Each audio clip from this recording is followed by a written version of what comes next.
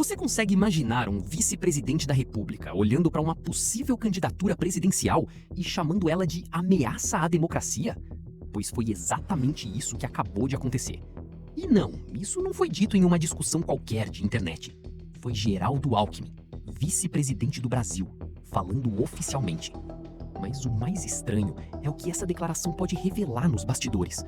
Porque quando figuras do mais alto nível político começam a usar palavras tão pesadas publicamente, normalmente é sinal de que existe algo muito maior acontecendo por trás das cortinas. E agora o clima político em Brasília mudou completamente.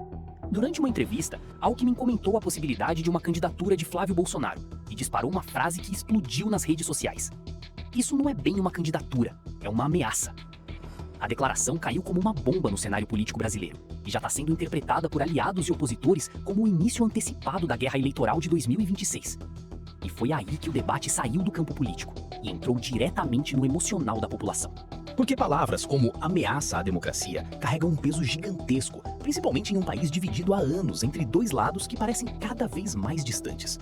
Alckmin também afirmou que a eleição de Lula salvou a democracia brasileira e disse que os resultados do governo começam a melhorar indicadores importantes, como economia, emprego, meio ambiente e a imagem do Brasil no exterior.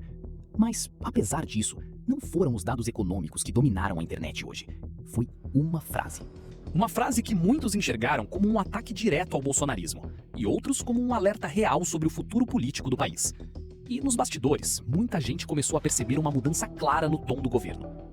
Porque quando a narrativa passa a envolver risco à democracia, o nível da disputa política sobe imediatamente. E talvez esse tenha sido apenas o primeiro sinal do que vem pela frente. Enquanto isso, Alckmin também falou sobre pautas que mexem diretamente com a vida do brasileiro. Ele afirmou que o Senado deve aprovar o fim da escala 6x1 após a votação histórica na Câmara, dizendo que o Congresso é extremamente sensível à pressão popular. Além disso, defendeu ampliar o programa Desenrola, inclusive para pessoas que estão com as contas em dia, prometendo juros menores e descontos que podem chegar a 70%.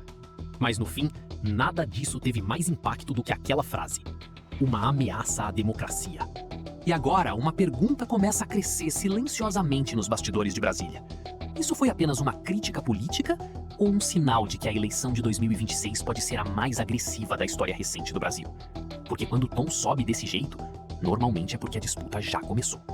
E a partir de agora, cada declaração pode mudar completamente o rumo do debate político no país.